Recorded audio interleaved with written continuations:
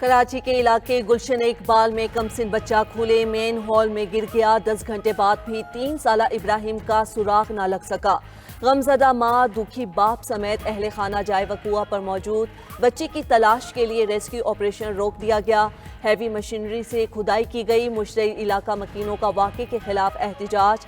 Tyre جلا کر سڑک بند کر دی۔ بچہ نیپا چورنگی کے قریب ڈپارٹمنٹل سٹور میں والدین کے ساتھ شاپنگ کے لیے آیا تھا۔ ڈپٹی میئر کراچی سلمان عبداللہ مراد کا واقعے کا نوٹس۔ بچے کی تلاش کے لیے امدادی کارروائیاں تیز کرنے کی ہدایت۔ کہا غفلت کے مرتکب افراد کے خلاف کارروائی ہوگی۔ بچے کی تلاش کے لیے تمام وسائل استعمال کیے جا رہے ہیں۔ ترجمان سندھ حکومت مصطفیٰ بلوچ کا کہنا ہے کہ واقعے کی تحقیقات جاری ہیں۔ ذمہ داروں کو کٹہرے میں لایا جائے گا۔ مین ہال میں گرنے والے 3 سالہ ابراہیم کے اہل خانہ غم سے نڈھال۔ والدہ کا رو رو کر برا حال۔ ماں جائے وقوع پر دھاڑے مار کر بیٹے کو بچانے کی دعائیاں دیتی رہی مگر کوئی داد رسی نہ ہو سکی۔ بچے کے والد نے کہا کہ ان کی موٹر سائیکل گٹر کے قریب پارک تھی۔ مین ہال پر ڈھکن نہیں تھا۔ وہ شاپنگ کر کے نکلے تو بچہ ہاتھ چھڑا کر بھاگا اور آنکھوں کے سامنے گٹر میں گر گیا۔ ابراہیم ان کی اکلوتی اولاد تھی۔ بچے کے دادا کی سندھ حکومت سے مدد کی اپیل۔ کہا جب تک ان کا بچہ نہیں ملتا وہ نہیں جائیں گے۔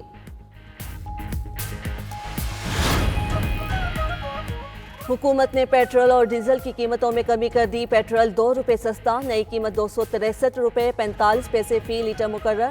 ڈیزل کی قیمت میں 4 روپے 79 پیسے کمی۔ ڈیزل کی نئی قیمت 279 روپے 65 پیسے فی لیٹر مقرر کر دی گئی۔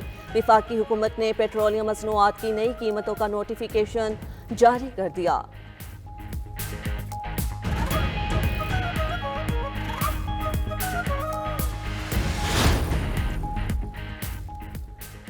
خیبر پختونخوا میں گورنر راج لگانے کی تیاریاں۔ پیپلز پارٹی نے ساتھ نہ دیا تو فیصل کریم کنڈی بھی تبدیل ہوں گے۔ صوبے کے موجودہ حالات ایسا قدم اٹھانے کا تقاضا کر رہے ہیں۔ وزیر مملکت برائے قانون بیرسٹر عقیل ملک نے تصدیق کر دی۔ کہا خیبر پختونخوا صوبے میں گورنر راج لگانے پر سنجیدگی سے غور کیا جا رہا ہے۔ یہ ایک آئینی اقدام ہوگا جو ضرورت کے تحت اٹھایا جائے گا۔ اس کی وجہ صوبے میں عسکریت پسندی اور سرحدوں کی صورتحال ہے۔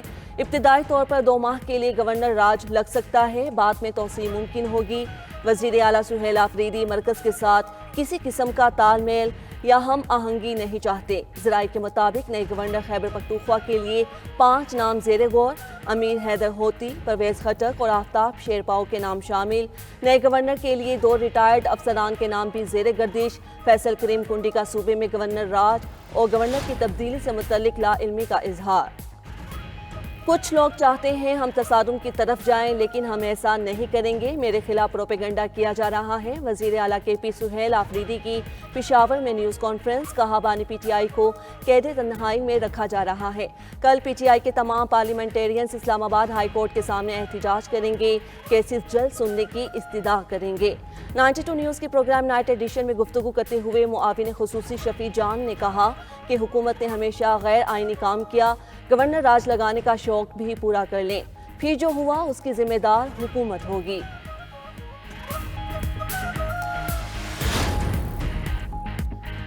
18ویں ترمیم کو چھیڑنا آگ سے کھیلنے کے مترادف ہے۔ ایسے کسی فیصلے میں ساتھ نہیں دیں گے جس سے وفاق کمزور ہو۔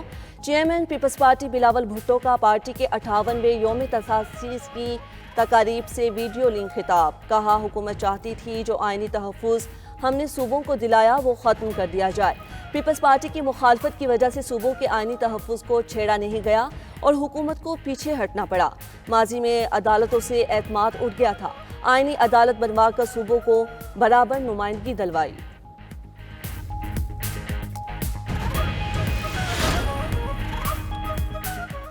پارا چنار کے علاقے وسطی کرم میں فتنہ الخواج کا چیک پوسٹ پر حملہ۔ فائرنگ کے تبادلے میں 4 دہشت گردوں کو جہنم واصل کر دیا گیا۔ پولیس کے مطابق دہشت گردوں سے مقابلے میں 2 اہلکار شہید ہوئے۔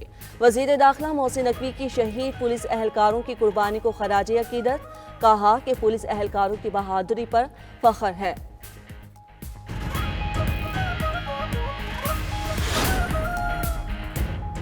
اور خیبر پختونخوا میں مختلف علاقے دھند کی لپیٹ میں، حد نگاہ انتہائی کم، ٹریفک کی روانی متاثر۔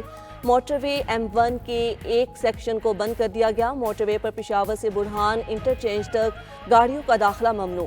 ڈرائیورز کو دھند میں فوگ لائٹس کے استعمال کا مشورہ۔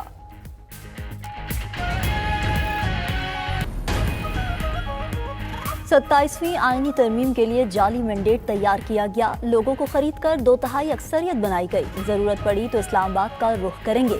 سربراہ JUI مولانا فضل الرحمان کے سیاسی حریفوں پر بار۔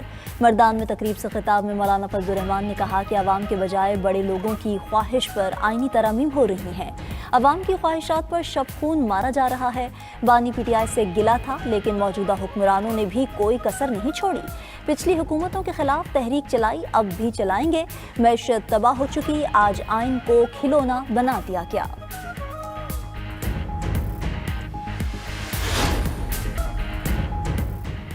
امریکہ میں ٹک ٹاک ویڈیو میں بم بنانے کا نسخہ بتانے والے افغان شہری کو گرفتار کر لیا گیا۔ امریکی میڈیا کے مطابق گرفتار ہونے والے افغان کی شناخت محمد داؤد کے نام سے ہوئی۔ افغان شہری نے بم بنانے سے متعلق ٹک ٹاک پر ویڈیو پوسٹ کی۔ ویڈیو میں کہا تھا وہ اس بم سے فورٹ ورتھ شہر کو نشانہ بنائے گا۔ ملزم 2021 میں امریکی انخلا کے بعد امریکہ آیا تھا۔ 2022 میں اسے امریکی گرین کارڈ بھی دیا گیا تھا۔ امریکی صدر نے افغان شہری محمد داؤد کی گرفتاری کی تصدیق کر دی ہے۔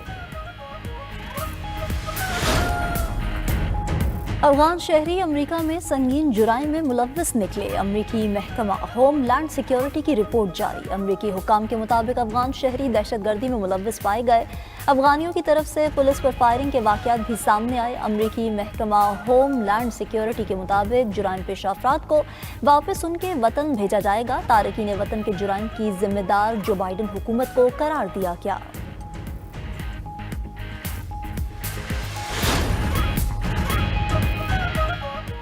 اسرائیلی وزیر اعظم کرپشن کیسز میں معافیاں مانگنے لگے۔ نیتن یاہو نے کیسز میں معافی کے لیے اسرائیلی صدر کو خط لکھ دیا۔ امریکی صدر نے بھی اسرائیلی صدر سے نیتن یاہو کو معاف کرنے کی سفارش کی تھی۔ اسرائیلی وزیر اعظم نیتن یاہو کرپشن کے 3 کیسز کا سامنا کر رہے ہیں۔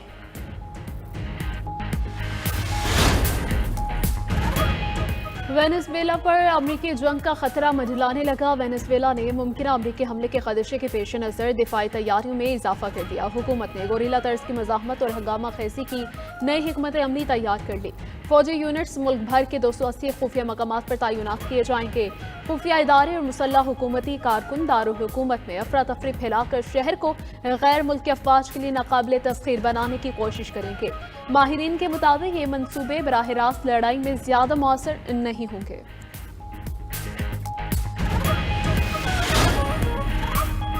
امریکہ ہمارے تیل کے وسیع ذخائر پر فوجی طاقت کے ذریعے قبضہ کرنا چاہتا ہے۔ وینزویلا کے صدر نکولس مادورو کا اوپیک کو لکھا خط منظر عام پر آ گیا۔ خط اوپیک کے سیکریٹری جنرل اور رکن ممالک کو بھیجا گیا تھا۔ خط میں کہا گیا کہ اگر امریکہ ایسا قدم اٹھاتا ہے تو عالمی توانائی منڈی پر گہرے اثرات پڑیں گے۔ اس وقت ملک کی تیل کی پیداوار تقریباً 11 لاکھ بیرل یومیہ ہے، جو 1990 کی دہائی کے عروج کے مقابلے میں 1/3 سے بھی کم ہے۔ حالیہ مہینوں میں اس کی 80% سے زائد برآمدات چین کو بھیجی گئیں۔ کرغزستان میں پارلیمانی انتخابات کے ابتدائی نتائج جاری۔ صدر جپاروف کے حامی کامیاب، تقریباً تمام نشستیں جیت لی۔ خبر ایجنسی کے مطابق زیادہ تر امیدوار وہی آزاد شخصیات تھیں جو جپاروف کے وفادار سمجھی جاتی ہیں۔ 2020 میں اقتدار سنبھالنے کے بعد سے جپاروف نے سیاسی جماعتوں کو پس منظر میں دھکیل دیا تھا۔ جپاروف کے لیے 2027 میں دوسری 6 سالہ صدارتی مدت کا راستہ ہموار ہو گیا۔